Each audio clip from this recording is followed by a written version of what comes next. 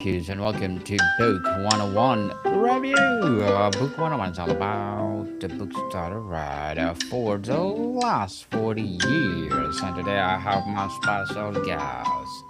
He's the founder of Crayon Politics, LLC, host of Crayon Weekly, a veteran civic innovator and an advocate for informed democracy, none other than Mr. Carl Abel.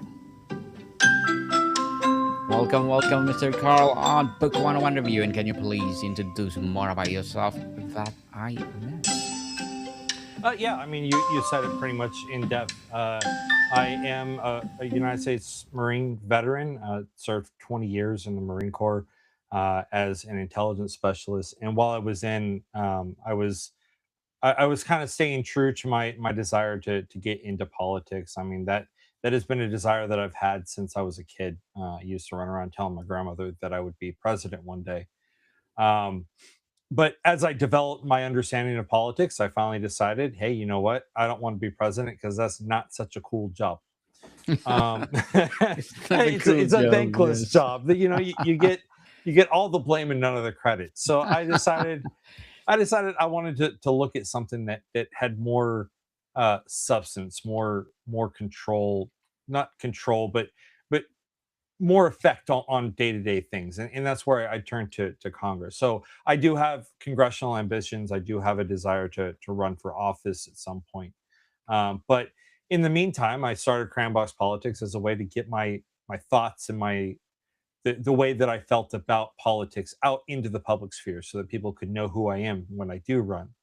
The unfortunate thing is that as I was developing that understanding, I started to see that there was a gap in the information with regards to what it is that the people know and understand about how our government operates and how to find government data.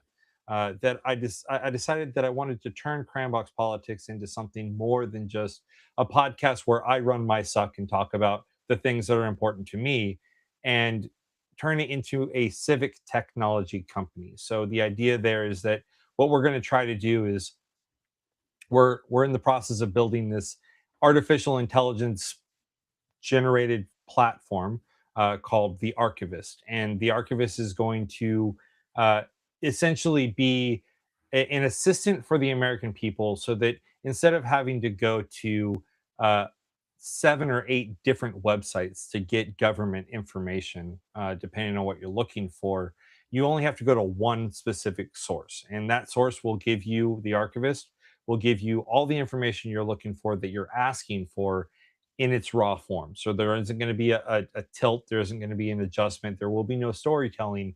It's just in its raw form. The idea is that we don't want to tell people how to think.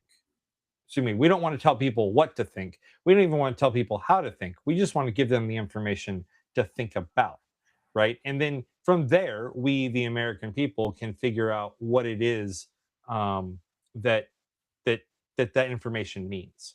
But it's something to allow us to kind of gain an understanding and a bit more control over what it is that our government is doing. Um, it's a bit of a daunting task because as we do this and as we dig, every state government, every local government, even the federal government and its various entities within it have different ways of presenting the information. So it's taking time, but we're working through those processes. In addition to that, we're also developing what we call politician baseball cards.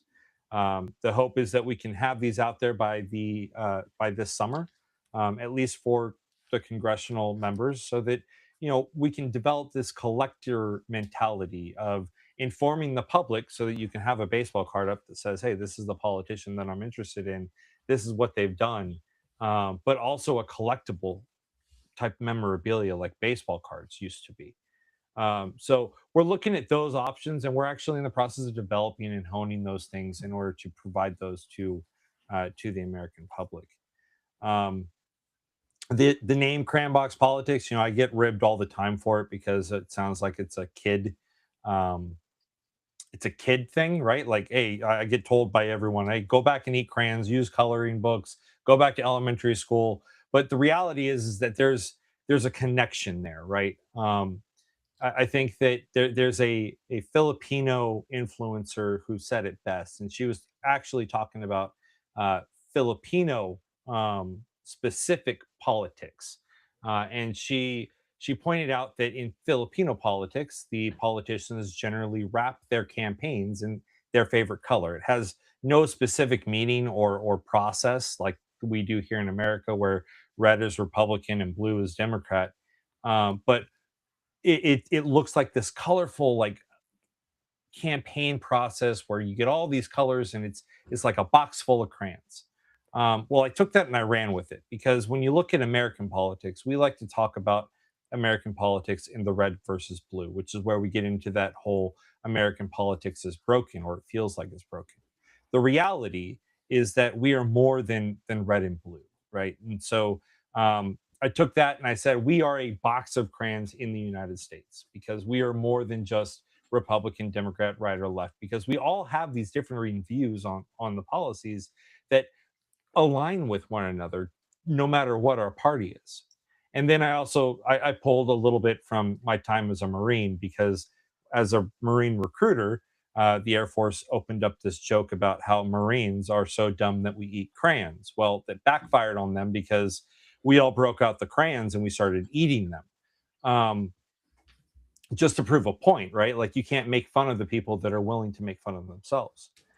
So a little bit of the play on my time as a Marine, but also pulling in from that idea that politics is more like a crayon box than it is a specific side of the political spectrum. And thank you so much for sharing your knowledge and wisdom to the world, Mr. Carl. Thank you. Politics feels broken more than ever. What specific data points on legislative productivity and birthmanship or public trust has actually confirm or contradict this pervasive feeling? Yeah. So the biggest thing, right, is we have this feeling that I like to ascribe it to tribalism. The problem is that we have slowly grown into a tribalistic society where there's Republicans and Democrats, and no one wants to cross the aisle. And that actually started happening right around the 70s. Um, there's a data set that I keep an eye on from the National Election Study, and it reaches all the way back to the 70s, and you can kind of see the way that they uh, are ascribing the feelings between your an individual's party and the opposing party that you're not related to. And I'm not really explaining it very well, so I'll back up a little bit. But the way that it works is that every single year, the NES goes out and they ask a group of people, how do you feel about the party that you are with? And they give them a scale of 0 to 100. And then they ask, how do you feel about the party that is not your party? So, and they give that same scale. So it's like a temperature, a barometer type situation. And then they plot those points out on a graph, and you can see that the there's always been like this, hey, I don't really agree with the other party, but the the temperature right around the 70s and 80s was about 40 for the opposing party, whereas the party that we belong to usually sat around 80. Um, in the 90s and starting and really doing a shift in like the 2010s, what we saw was that feeling about the other party just took a cliff, a nosedive. And right now, generally speaking, people think that the other party or have a feeling like their temperature feeling towards the other party, and it sits right around the 20s. So where it was in the 40s, now it's sitting in the 20s. And the problem with that is because we all look at the other party and we say, "Oh, they are bad, we are good." It's an us versus them mentality. Um, if you get through that mess, right? If you break down and you actually talk to somebody, you say, "Listen, I don't want to talk about your political party. I want to talk about your points on the issues." What we start to see is that Americans in general have roughly the same understanding, the same agreements on how to accomplish um, issues. For example, the majority of Americans do not agree with the Trump mass deportations. The majority of Americans agree that we need to get immigration in line. So when you look at that perspective, right? Republicans and Democrats, no one likes the fact that we have ICE conducting Gestapo raids or Gestapo style raids on our fellow residents in our fellow areas, right? Some of those residents are fellow citizens, while others are just trying to make ends meet so that they can make it to become a citizen. Um, and so when you look at it from those perspectives, I would say that it seems and it feels like politics is broken because it feels like we're polarized, largely because of the fact that the leadership of the individual parties have reached a point where if you are of an opposing party, you are bad and it's an us versus them. But when you break through that and you actually talk to the people, we're closer than we think. So that's kind of where I fall out on that issue. Mr. Carl, is the feeling of being broken driven more by the fundamental structure of our system or by the modern attention economy that financially rewards outrage and conflict? Yeah, so it's a complicated discussion point.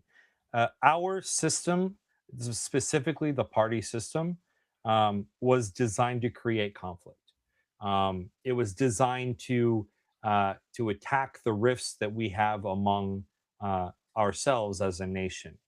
Um, and that was something that we were warned about by the first president of the United States, George Washington. Right, he told us that creating factions was bad.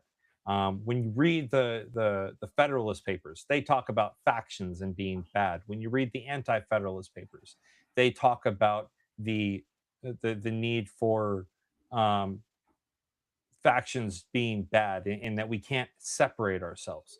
And yet we found ourselves at the very beginning splitting into two different factions, the Federalists and the Anti Federalists. And so as a result, that just kept going with us and it pervaded the entire process. And so I would say, yes, the two party system is designed to keep us at odds in order to allow for power brokers to run our government. Um, and it's become more pervasive in modern times of late, just because of the fact that we have social media and everything that's allowing us to get into these echo chambers. And then to your second point, the the way that our media, the way that the algorithms and social media, the way that we as Americans respond to people is that the louder that you are and the more crazy you are with your statements, the more prone you are to be heard, right? The quieter you are, the more moderate you are, the less likely it is that you are to be heard and understood. And so, uh, again, to your point, yes, that too factors into the feeling that American politics is broken and that we are somehow irreparably divided. But like I said, if you get away from that, right, and the discussion about all politics is local, right? When we talk about politics, we always talk about the presidential elections. We always talk about Congress, but you never really hear about state and local elections. You never hear about city councils, and largely because of it's largely because of the fact that those areas, those regions, aren't as polarized because we live with one another. We have to get along with one another. And because of that, we have to understand that our issues are the same issues. So it makes it easier for us to talk to each other on the local level. It's just at the national level that we have allowed ourselves to think that one side is bad and the other side is good. And we've allowed ourselves to get into this binary mentality. Mr. Carl, as a founder as well as a fellow podcaster, what are your short term and long term goals? Well, Short term, I talked about it at the onset, is getting the baseball cards up and running so that we can get those out to the people. Right, right now, Crambox Politics is run entirely out of my pocket, so I'm trying to find ways to fund the process. And the way that I think is the easiest is to make sure to get these baseball cards out and sold, and use that as a funding tool for the other programs. Um, the archivist is a midterm goal. Hopefully, we can have that up and running within the next 2 years. But again, it's like the we are in the my garage working on this thing. So we're like acting as if we're Bill Gates or Steve Jobs, and we're working diligently to get this done, but we're doing it without a lot of funding. So that's midterm goal. The ultimate goal for that is that we're not going to try to make money off of it. The idea for the archivist is that we want it to be free. Um, are there other applications and programs out there that work in the same way that we're trying to get the archivist to do it? Yes, but they charge upwards of $1,000 a month per state, which is just untenable for the average American. So we want to make that information freely available and easy to access. And then long-term goal, I'm looking at 2028 as my potential first foray into the world of um, elected office. Good luck for that, Mr. Carl, and looking forward for more success. Thank you, appreciate it. Please do come over and let's talk about it once you win the race. So, what will be your piece of advice for those people out there want to be like you? um, so the first thing I have to say is if you are in love with politics the way that I am, don't don't worry. It's not a sickness. I promise you, it's not a mental illness. You may feel like you're going crazy watching all of this stuff, but it's okay. But the next piece is that don't be afraid to speak your mind. Don't be afraid to stand up and say, "Listen, this is the way that I see it." Don't be afraid to have those conversations. And even if you are engaged with someone who is of a differing political position than you, or they're on the other side of the spectrum, it's okay. Have that conversation, right? Because it may get tense, it may get aggressive, it may get to the point where you guys are just both like steaming out of the ears. But without that conversation, we can never have progress.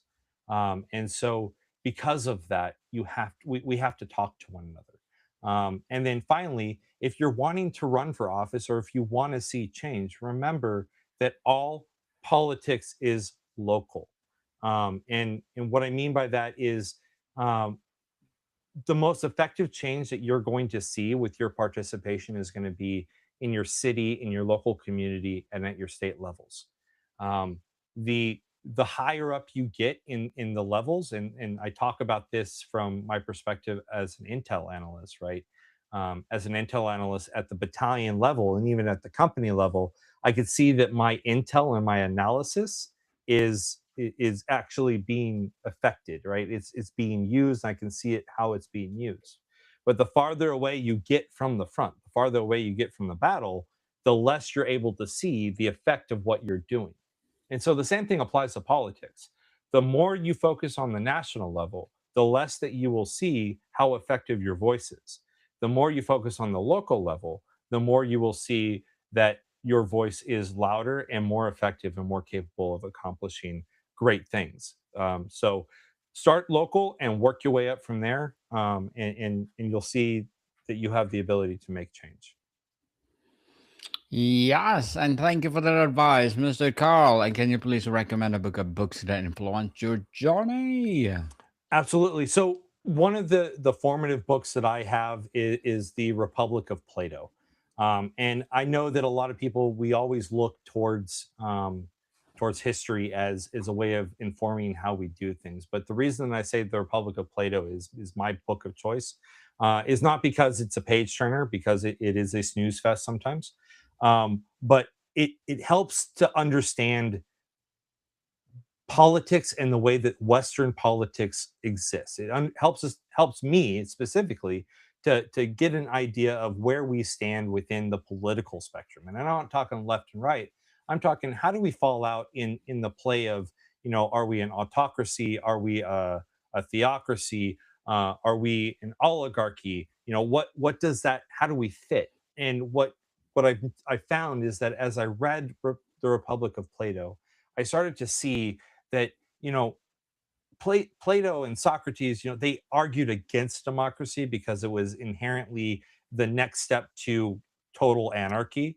But at the end of the day, the way that our framers, the framers of our republic, put our government together is that they recognized those flaws and they put it together in a way that ensured that we accounted for the flaws that existed to prevent us from sliding into an autocracy, a theocracy, or even anarchy down the road. So I definitely recommend the Republic of Plato if you really want to understand how governance and the way that politics works with regards to uh, the overall who does what and what classes are responsible for what.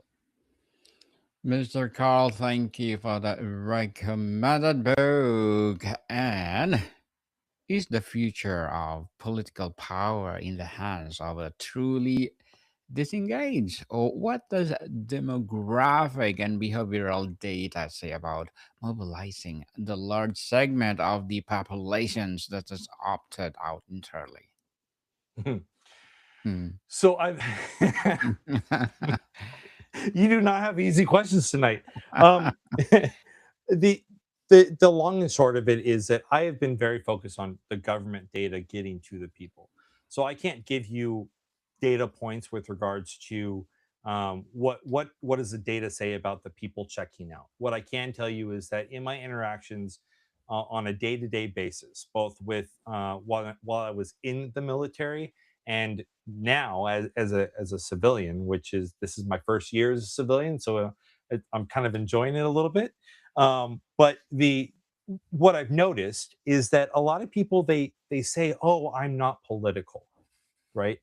And they will say, "Oh, I don't get into politics. I don't talk about politics. I don't watch politics. I don't know anything about politics." But what we all fail to realize is that everything we do deals with politics. Anything that deals with a policy is political in nature. When you go to the gas station, you're complaining about the fact that gas is over $3 a gallon. You're talking politics. When you go to the grocery store and your 1 week grocery bill is $350 and you complain about it, that's politics. And so what I have to say here is that, again, it goes into that idea that people will frequently say, "Oh, politics isn't for me because my voice won't get heard." Well, your voice isn't getting heard because you're not using it, one. And two, you are not focusing on the specific areas where you can see your voice getting heard, which is that local level.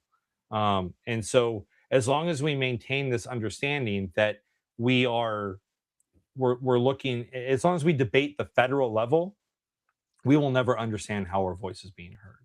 But once we actually start to look at that microcosm of our world, which is where we live, work, and play, then can actually start to see, when we raise our voice, when we use our voice, that our voice is actually effective at accomplishing the things that we need it to accomplish.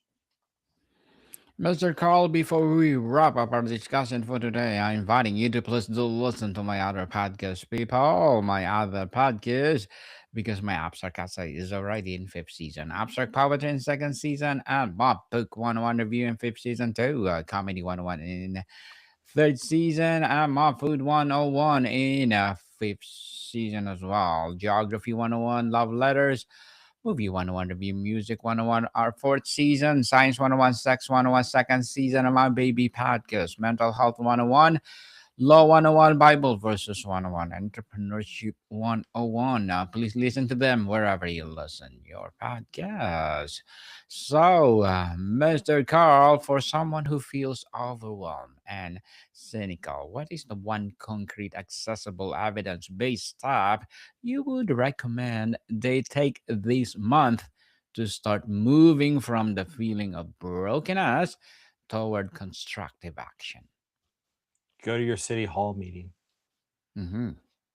That's I mean, honestly, go to your city hall meeting. That is every city has a different schedule, but they usually meet once a month. And I would say go to your city hall meeting because that is a local event that you can sit in, you can hear how processes are going, and you can shake hands, kiss babies, and allow yourself to be incorporated into the community in that fashion.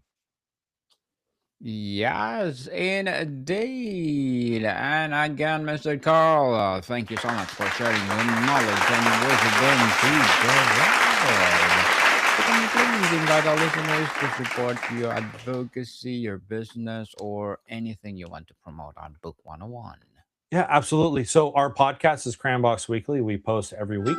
You can find that on any of your platforms preferred, or you can listen to it at www.cramboxpolitics.com. You scroll past it, but on the website itself, there's a spot for a survey. And what we're doing right now is we're actually conducting a survey of everyone in America to identify and prove that Americans are not as divided as they being the media would like us to think.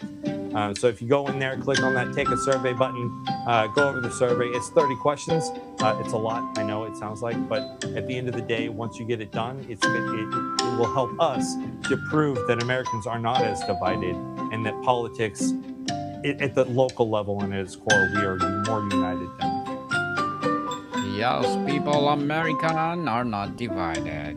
They are united as well as trusting God. So, Mr. Carl, thank you so much for your time. Thank you very much. Mordecai people, see you soon.